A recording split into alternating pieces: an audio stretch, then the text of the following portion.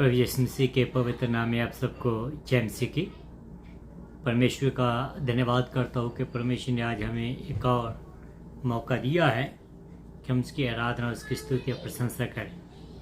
मैं परमेश्वर का धन्यवाद करता हूँ कि उसने पिछले समय तक हमें संभाल कर रखा है। तो आइए हम आज के इस आराधना को, इस समय को से इस्तेमाल करते हुए अपने सिर को झुकाएं और दुआ में जाएं और खुदावंद से ये विनती करें कि खुदावंद हमारी सहायता करे। अनुग्रह के ईश्वर की परमेश्वर, तेरा धन्यवाद करता हूँ आज के सुंदर अवसर के लिए। खास करके मैं प्रार्थना करता हूँ प्रभु जी के जितने भी लोग आज इस प्रोग्राम को सुने, सबके सब आशीष पाएँ और सबके सब पिता परमेश्वर तेरे में आगे बढ़ते चले जाएं। मैं निवेदन करता हूँ प्रभु जी के जब ये लोग ऑनलाइन और या बाद में सुनेंगे, जहाँ प्रभु जी किसी फ्रेंड के द्वारा ये मैसेज उन तक पहुँचे तब वो सुने, सबके आशीष पर मैं प्रार्थना करता हूँ। अगर कोई प्रभु जी मेरी ऑडियंस में कोई बीमार है, परेशान है, चिंता में है, उनकी बीमारी, परेशानी, चिंता को दूर कीजिए और अपनी महिमा के लिए पिता परमेश्वर हम सबको इस्तेमाल कीजिए। प्रभु जी इस प्रोग्राम को शुरू से लेकर आखिर तक मैं तेरे हाथों में देता हूँ। खास करके मैं अपने पूरे परिवार को तेरे हाथों में देता हूँ। अपनी महिमा के लिए हमें इस्तेमाल कीजिए। होने दीजिए पिता परमेश्वर के हमें अपने स्वर्ग राज्य की बढ़ोतरी के लिए और अपने सुसमाचार के प्रचार की बढ़ोतरी के लिए इस्तेमाल करें, जिससे हम तेरी आराधना, तेरी स्तुति, तेरी प्रशंसा करें। तो भला है, स्तुति के योग्य परमेश्वर है। सारा इज्जत और जलाल यीशु हम तेरे नाम को देते हैं। आमीन एंड आमीन। हालेलुया। आइए हम इस गाने को गाएं। बहुत अच्छा गाना है।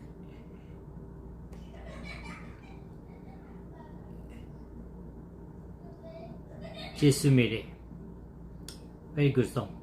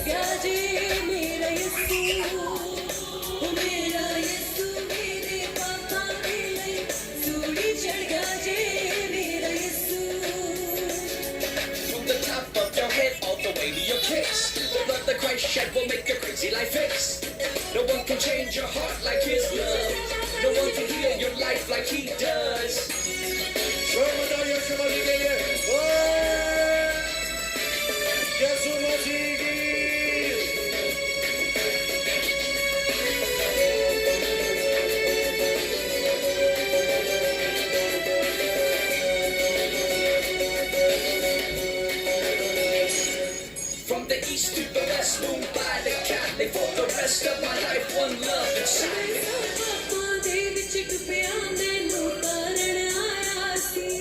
From the north to the south, all over the world, forever and ever, Christ love will endure.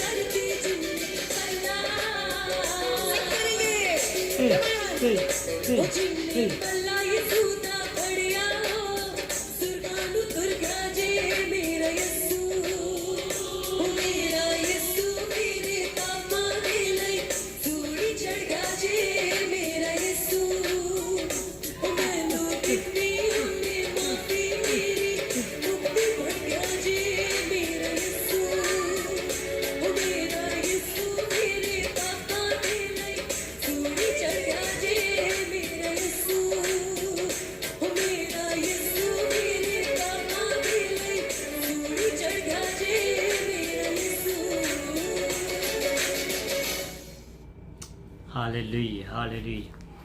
ਮੇਰਾ ਯਿਸੂ ਮੇਰੇ ਪਾਪਾਂ ਲਈ ਸੂਲੀ ਚढ़ गया है।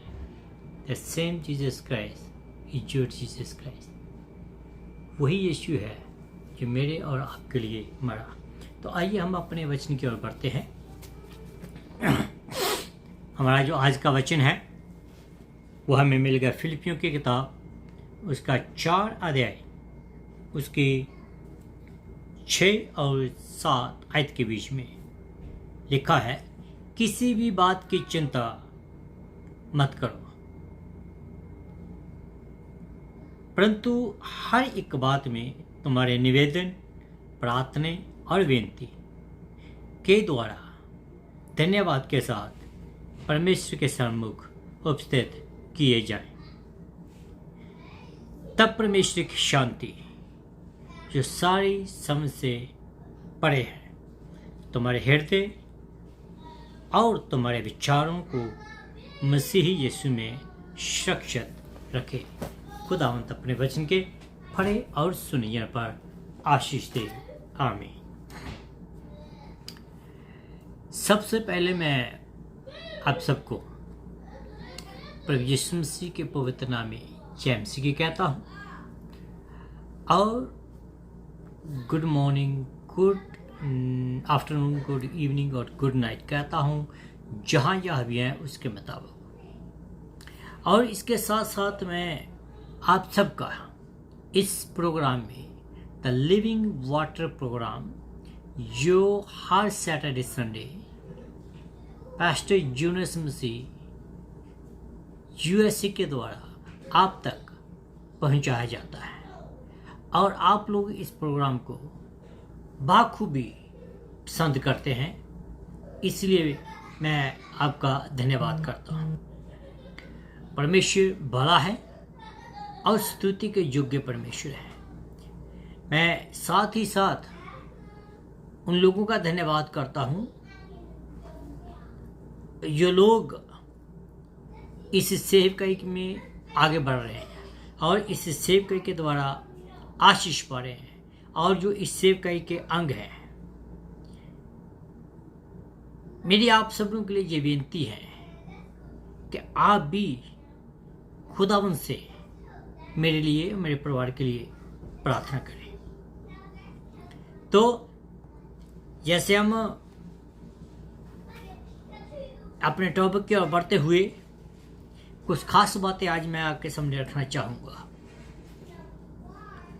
वो बहुत ही जरूरी है हर एक के जीवन के लिए, हर एक विश्वासी के जीवन के लिए, जो बातें मैं आपके साथ आज शेयर करूँगा। पिछली बार हमने देखा था कि हम अपने मन को मजबूत कैसे करें, how to make a strong your mind in Christ. Why? There's a lot of persecution, lot of problems, lot of sickness, lot of hurdles comes in the way of the believers. But in that situation, how the believer react, एक believer को कैसे react करना है और इन हालातों में एक believer को कैसे मजबूत रहना है। तो आज हम कुछ बातें और देखेंगे जो शांति के साथ संबंधित है। वचन में जो हमने पढ़ा है, जो वचन में हमने पढ़ा है उसी के मुताबिक जब हम शांति की बात करते हैं तो कौन सा आदमी होगा जो अमन चैन नहीं चाहता। Everybody they want have the smooth, good and good life. Everybody doesn't matter they are a believer or doesn't matter they are not a believer, but everybody want have a good and peaceful life.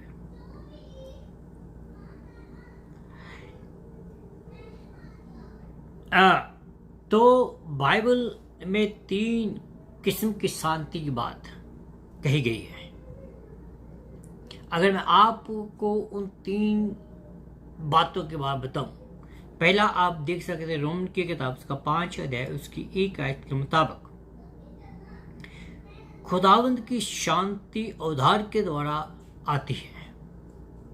जब आदमी का उद्धार होता है, जब आदमी विश्वासी बनता है, जब आदमी अपना जीवन खुदा को देता है, तो खुदावंद की शांति, परमेश्वर की शांति उसके मन में आती है, जिसको हम कहते हैं दोबारा जन्म। तो इसलिए विश्वास से उस अनुग्रह जो धर्मी ठहराई जाकर परमेश्वर की महिमा मेल और अपने प्रभु यीशु मसीह के द्वारा है, ये परमेश्वर की शांति है। जब हम विश्वास करते हैं तब आती है। तो जो हिस्सा हमने पढ़ा है उसी के मुताबिक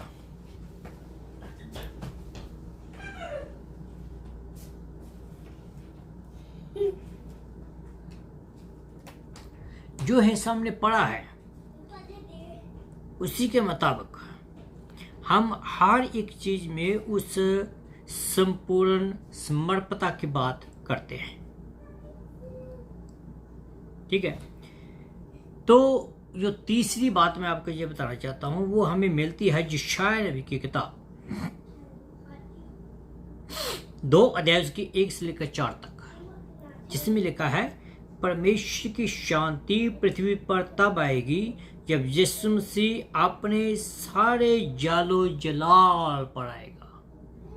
That is his eternal peace in our life. ठीक है। तो जब हम इस शांति की बात करते हैं, जो आज का जो संदेश जो हमें देखने जा रहे हैं वो भी इस शांति की बात करता है। हमारी साल्वेशन की शांति की बात नहीं करता, पर हमारी जो शांति परमेश्वर के जालो जलाल पर आएगी उसकी बात करता है। उसके बारे में आज हम बात करेंगे। जब हम सभी बातों भी उसी के सामने समर्पित हो जाती है, हम उसके सामने घुटने टेक जाते हैं, जब हम सभी बातों में उसको हम झुक जाते हैं या अपने आप को खाली कर देते हैं, उसके लिए अपने दिल को खोल देते हैं और शांति हमें तब मिलती है। Meaning when you give up yourself, when you give up yourself, when you empty yourself and ask the help of the Holy Spirit and ask the help of God, and the God is the one who will give you the peace. When you are in trouble, when you are in distress, when you are in any situation which is beyond your understanding or which is beyond your control, that call upon the Lord and the Lord will give you the peace. And the peace He gave eternal peace. ये बात हम करते हैं। ऐसी शांति हमें तब मिलती है जब हम हर किसी मुसीबत में जब हम फंसे होते हैं और अपनी ताकत या अपनी सोर्सेस इस्तेमाल कर चुके होते हैं। कहीं भी हमारा हाथ नहीं लगता, कहीं भी हमारी काम नहीं बनता, कोई भी चीज़ हमारे काम में नहीं आती है, तब ये जो शांति है परमेश्वर की वो हमारे पास आती है। उसकी धीमी सी आवाज़ आपके कानों में आती है, वो आपको बड़ी सुरीली आवाज़ से कहती है, भाई, बेटे, बहन, मत डर, मैं तेरे साथ हूँ। कहता किसी भी चीज़ की चिंता ना करो। Why?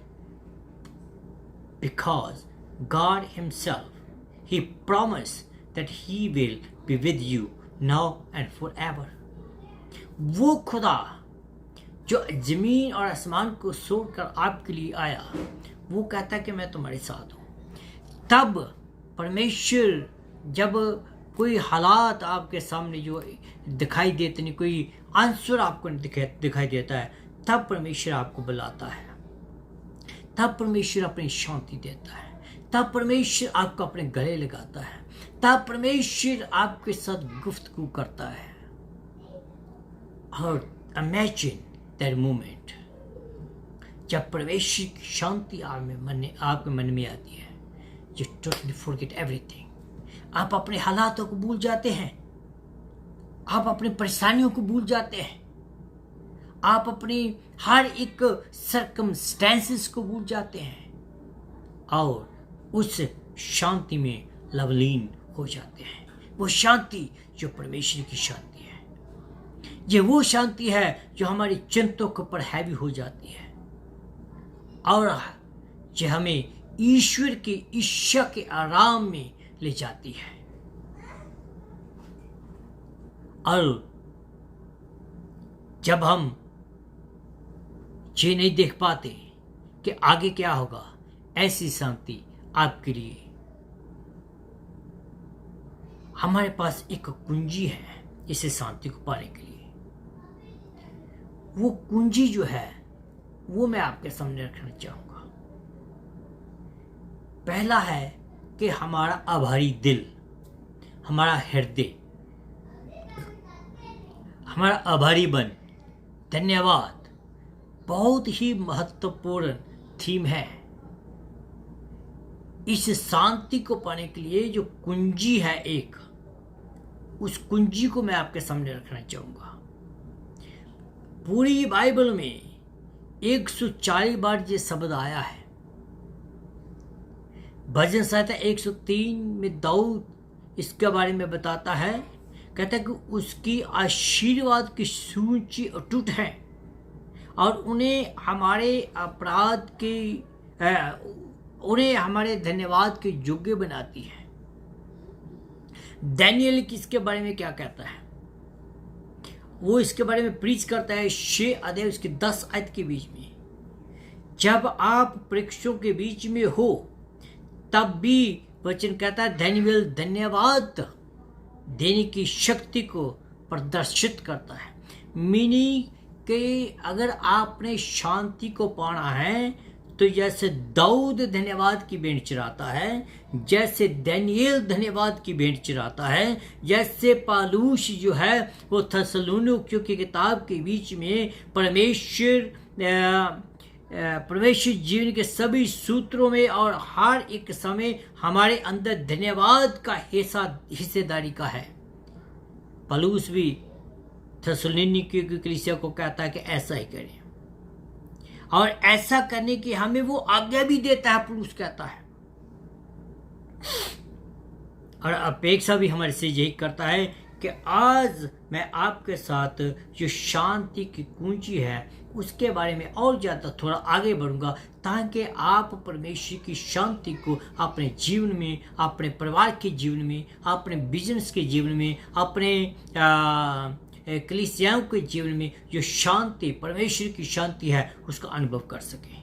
उसकी कुछ बातें हैं जो मैं आपके सामने रखना चाहता हूँ। पहली बात है कि जब हम ऊपर देखते हैं तो धन्यवाद आता है। मीनिंग कि when we look at God, उसकी चीज़ों को देखते हैं, उसकी कायनात को देखते हैं, उसके बड़े महान काम को देखते हैं, तो धन्यवाद तो जो है हमारी जीवन से आता है। पहली वो आयत जो लिखी है, जो हमने पढ़ी है 6 आयत के बीच में, मुझे ऐसा लगता है कि जहाँ हमारे जीवन के लिए एक काम है, एक कार्य है, कहा गया है कि चिंता ना करो, हमें और कुछ नहीं करना है। पुराने नियम के बीच में हम बहुत बात देखते हैं कि परमेश्वर अपने लोगों को कहता है कि डोंट वरी। जहाँ भी वो यही कहता है कि चिंता मत करो। जहाँ जो शब्द कभी कभी हमारे जीवन में धन्यवाद देना जो है कठिन होता है। जो सब चिंता है ना, चिंता मीन्स कि हम चिंता को छोड़कर धन्यवाद करें। तो क्या आप इस बात का अनुभव लगा सकते हैं कि जब आप चिंताओं में हैं तो आप धन्यवाद की भेंट लेकर आए। आप मुश्किल में हैं तो पलूस हमें कहता है कि तुम धन्यवाद दो। आप दुख में हैं, आपका डियर वन मुसीबत में है, परेशानी में है, जहाज दुनिया में चला गया है, तो पलूस हमें कहता है कि तुम चिंता ना करो। How can? लेकिन परमेश्वर का वचन में ये कहता है कि चिंता मत करो लेकिन धन्यवाद करो। धन्यवाद कैसे? धन्यवाद करें कि खुदावंद की मर्जी आपके जीवन में पूरी हुई है। और हम कैसे ऐसे समय में गुजरते हैं जब हम चिंता करनी छोड़कर खुदा की मदद के लिए प्रार्थना करते हैं, तो वो हम जो है पाते हैं कि हमारा जीवन भी बहुत सारी बातें हैं, हमारे जीवन में भी बहुत सारी बातें हैं जिनके लिए हम धन्यवाद कर सकते हैं। You know, when the things get tough, according to me, your prayer should be a tough. जब हमारे हालात कठिन होते हैं तो हमारी जो प्रार्थना है वो भी ज़्यादा स्ट्रांग होनी चाहिए। हमारी जो आराधना है वो भी ज़्यादा स्ट्रांग होनी चाहिए। जब हम उसको पुकारते हैं तो हम उसको पाते भी हैं, क्योंकि जो वचन है उसका कि जब तुम मुझे पुकारोगे मैं आपके पास आऊँगा। खुदावंद हमारी मुसीबतों में भी हमारे जीवन में काम करता रहता है। चाहे उसको आप देख नहीं पाते हैं, चाहे आप उसका अनुभव नहीं कर पाते हैं, चाहे आप ये सोचते हैं कि परमेश्वर दूर खड़ा है, नहीं, परमेश्वर आपकी मुसीबतों में भी हमारे साथ खड़ा रहता है। परमेश्वर चाहे वो दूर रहता है लेकिन फिर भी वो आपके पास है। परमेश्वर चाहे वो दूर है लेकिन फिर भी वो आपके हृदय में है। परमेश्वर चाहे दूर है फिर भी वो आपके हाथ को पकड़ता है। ऐसी हालातों में हम ये कह सकते हैं कि मैं नहीं डरूंगा। क्यों? क्योंकि मेरा परमेश्वर मेरे साथ है। ये जो गाना है ये मैंने इसलिए ही लिखा कि परमेश्वर जो है वो मेरे साथ है, मैं नहीं डरूंगा। ऐसे हालात थे, ऐसी मुसीबतें थी, परेशानियां थी, लेकिन इन सब परेशानियों के बीच में भी मैंने यही कहा, मैं नहीं डरूंगा। दुनिया में आइए हम इस गाने को सुने। आजमाइशों से मैं हंस के लड़ूंगा, मैं ना डरूंगा।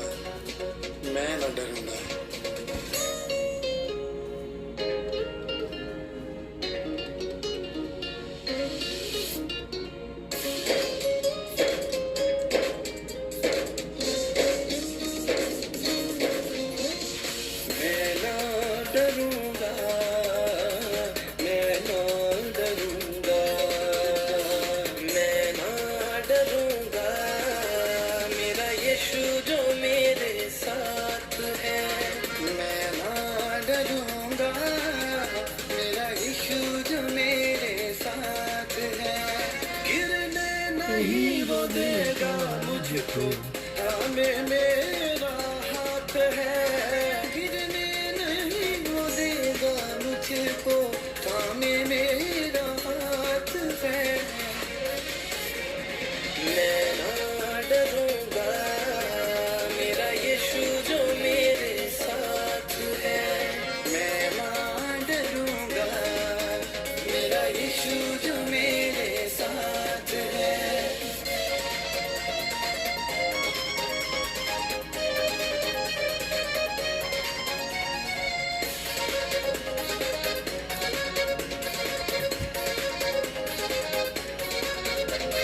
चाहे आए आंधी, चाहे तूफान, चाहे घबराए सारा जहां, तो धीरे चाहे आए आंधी चाहे तूफान चाहे घबराए सारा जहां फिर भी हाथ वो मेरा थामे मुझको ये विश्वास है मैं ना डरूंगा मेरा यीशु जो मेरे साथ है मैं ना डरूंगा मेरा यीशु जो मेरे साथ है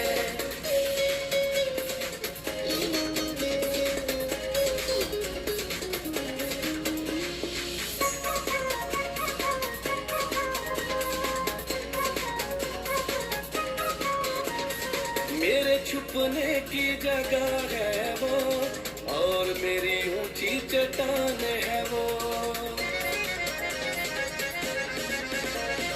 मेरे छुपने की जगह है वो और मेरी ऊंची चट्टान है वो वादा जो उसने मुझसे किया है हरदम मेरे साथ है मैं ना डरूंगा मेरा यीशु जो मेरे साथ है मैं ना डरूंगा मेरा यीशु जो मेरे साथ है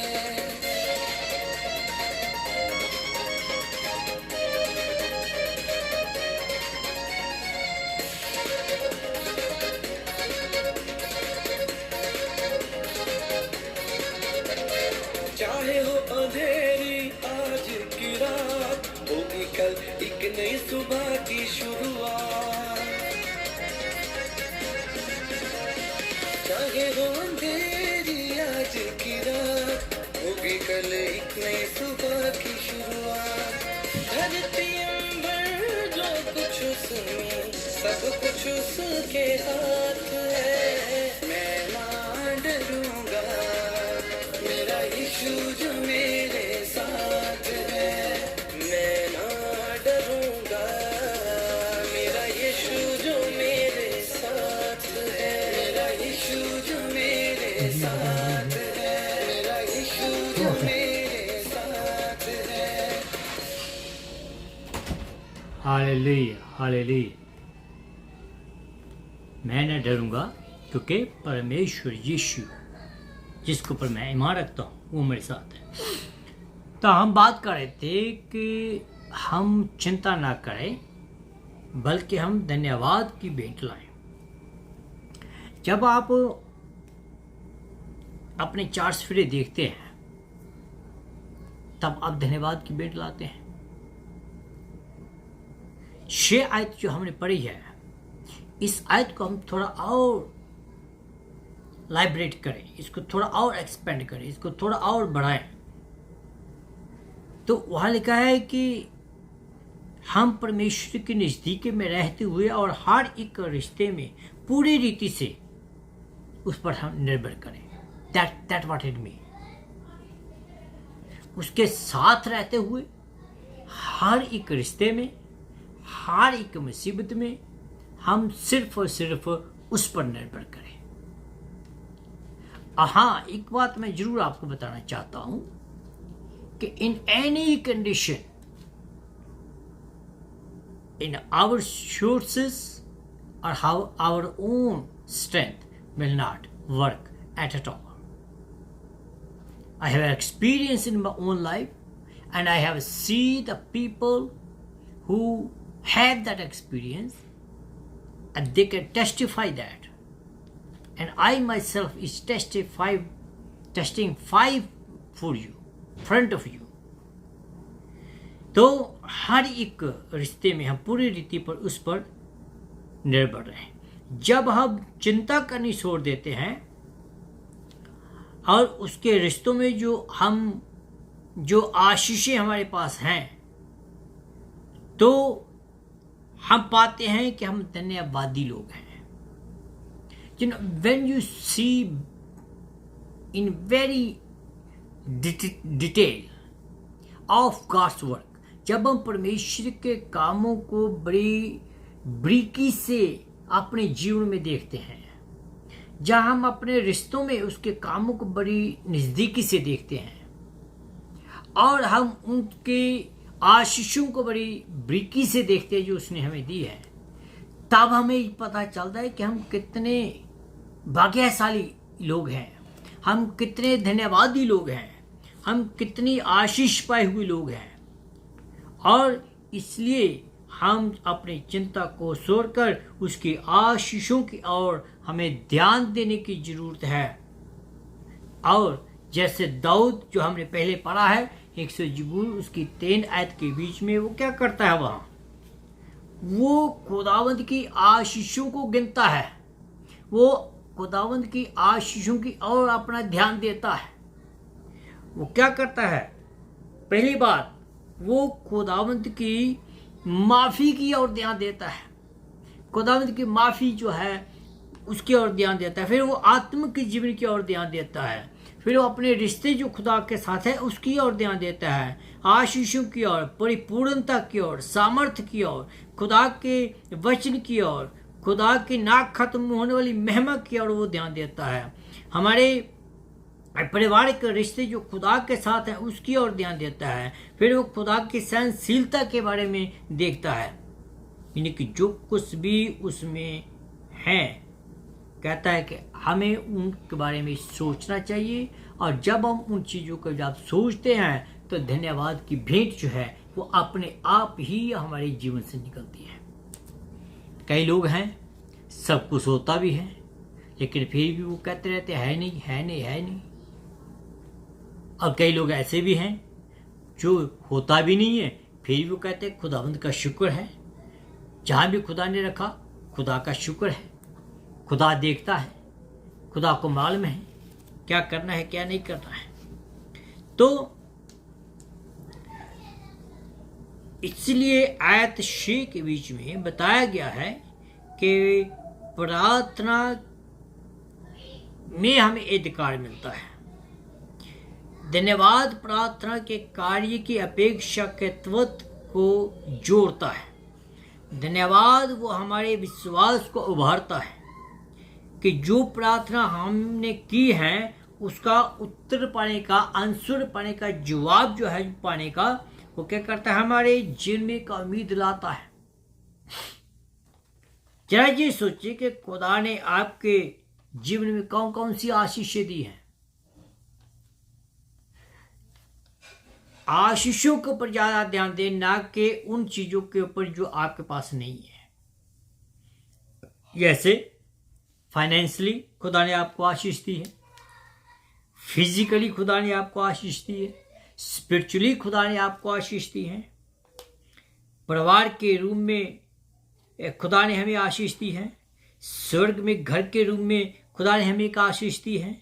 जब आपको प्रार्थना का जवाब मिलता है तो वो ऐसा लगता है, वो भी एक आशीष है। कभी कभी ऐसा लगता है कि जब खुदा हमारे प्रार्थना का जवाब देता है, कभी कभी नहीं, मोस्ट ऑफ द टाइम जब प्रार्थना हमारे जवाब देता है तो हमें लगता है कि ये पहाड़ टल गया, ये पहाड़ टल गया, आपकी सभी जरूरतें पूरी हो जाती है। तो मेरे जीजो, मैं आपको ये बताना चाहता हूँ कि आप जब प्रार्थना करते हैं, प्रार्थना के बीच में चिंता को छोड़कर आप ज़्यादा खुदावंद को धन्यवाद की भेंट चढ़ाएं। जब आप धन्यवाद की भेंट चढ़ाएंगे तो बाकी चीज़ें जो हैं वो आपको सभी की सभी मिल जाएंगी। तो तीसरी बात हम देखते हैं कि धन्यवाद तब आता है जब हम अपने आगे को देखते हैं। यही आयत को हम थोड़ा और आगे ले जाएंगे। इसमें बताया गया है कि हमारे जीवन में चिंता होती तो है, ये सच है। जब हमारे जीवन में चिंता होती है, जब हमारे जीवन में डर होता है, जब डर होता है तब चिंता बढ़ने लगती है। लेकिन परमेश्वर कहता है कि मैं आपके डर को दूर करने के लिए आया। हमारी आधी जिंदगी तो शक में ही गुजर जाती है, तो इसलिए हमें शक करने की जरूरत नहीं है। जब शक आता है हमारे जीवन में, जब डाउट आता है हमारे जीवन में, तब जो है वो हमारी चिंता बढ़ने लगती है। तो इसलिए we do not need to be doubt on God's power. हमें खुदा की ताकत को लिमिट नहीं करना है, हमें खुदा की ताकत को आगे बढ़ाना है। हमें कल के बारे में कुछ नहीं पता कि कल क्या होगा। वचन का ज्ञान ना होने के कारण हमारे दिल डर से भरे रहते हैं, लेकिन जो विश्वासी है उसको कल की कोई चिंता नहीं है। वाई? बिकॉज ही नोज कि खुदा के हाथ में हमारा जीवन सुरक्षित है। कल की निराशाओं, कल की हानियां, कल की मुसीबतों के डर के साए जो है हमारे जीवन में चकनाचूर हो जाते हैं, हमें परेशान कर देते हैं। लेकिन जो धन्यवाद है, जो विश्वास है, धन्यवाद आशावाद के साथ भविष्य में हमें स्वागत करता है। परमेश्वर पर विश्वास और उसका धन्यवाद ही आपको भविष्य में आगे बढ़ाता है। जब हम धन्यवाद के साथ, विश्वास के साथ आगे बढ़ते हैं तो आप अपनी चिंताओं की ओर ध्यान ही देना भूल जाएंगे। आप आगे ही आगे देखेंगे। तो मेरे अजीजों, हमें आगे को देखने की जरूरत है। विश्वास के साथ देखना है हमने। क्यों? क्योंकि विश्वास जानता है कि कल को कौन निरंतर करता है। विश्वास उस खुदा को जानता है जो कल की योजना बनाता है। विश्वास खुदा को जानता है जो आज और कल में आपकी अगुवाई करता है। जब हम आगे को देखते हैं तो विश्वास इतना बढ़ जाता है, विश्वास इतना बढ़ जाता है कि हमारी जो कल की जिंदगी जो गुजर गई है उसको हम भूल जाते हैं।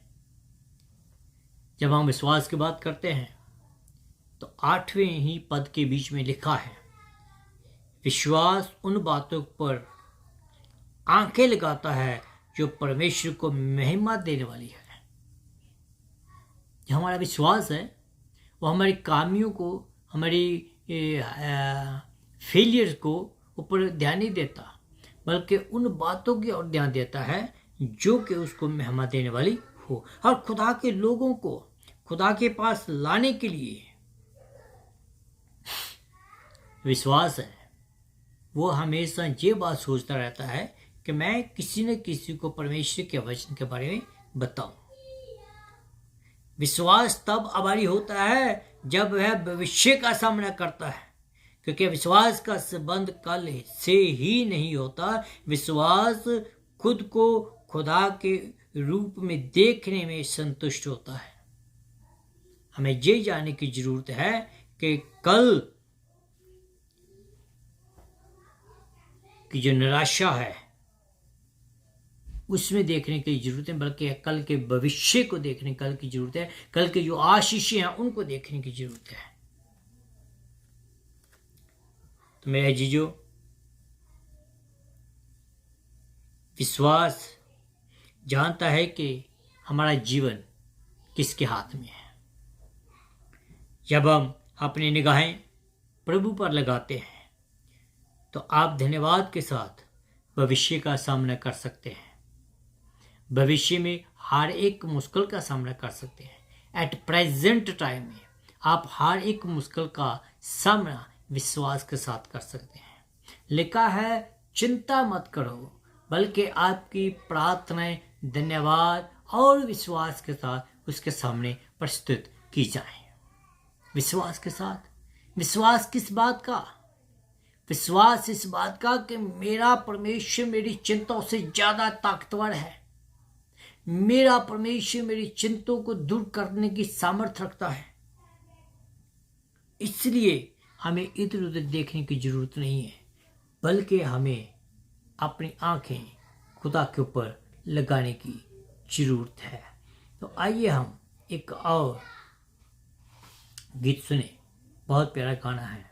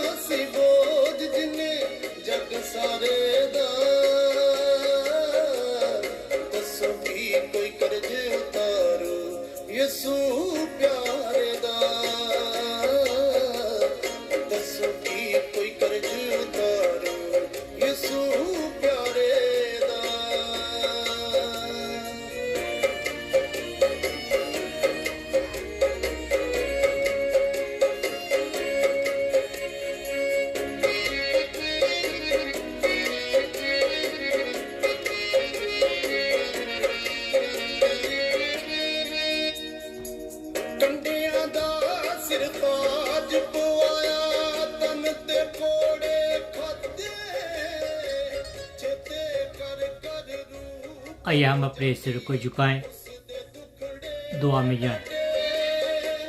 Hallelujah, hallelujah. प्रभु तेरा धन्यवाद हो क्योंकि तू भला है और स्तुति के योग्य परमेश्वर है। तूने पिता परमेश्वर हमारी प्रार्थना को सुना है और हमें अपने वचन से मजबूत किया है कि हमें अपनी चिंताओं को छोड़कर तेरी और अपनी आंखें लगाएं, तेरे पर विश्वास करें क्योंकि हमारी चिंताओं से बढ़कर है। तो हमारी चिंताओं को माफ देने वाला खुदा है। तो हमारे ऊपर रहम करने वाला खुदा है। मानिए प्रभु के जितने भी लोग आज हमारी प्रार्थनाओं को सुन रहे हैं, इस प्रोग्राम को सुन रहे हैं, वो प्रभु जी चिंता को छोड़कर तेरी और अपने हाथों को बढ़ाएं और तेरे नाम को जला दें। तो महान है, सच्चा परमेश्वर है, जीवित परमेश्वर है। प्रार्थना को सुना इसलिए तो धन्यवाद हो। यीशु मसीह के नाम से मांगता हूँ, आमीन, आमीन। तो मेरे जीजो, मैं आपको ये बताना चाहता हूँ कि मैं आप सबका एक बार फिर इस प्रोग्राम में स्वागत करता हूँ और आप सबको ये निवेदन करता हूँ कि इस प्रोग्राम को आप शेयर करें, आगे बढ़ाएं ताकि और भी ज़्यादा लोग आशीष पाएं। ये प्रोग्राम आपकी खिदमत में हर सैटरडे और संडे पास्टर यूनुस मसीह USA के द्वारा लाया जाता है। Enjoy the song please.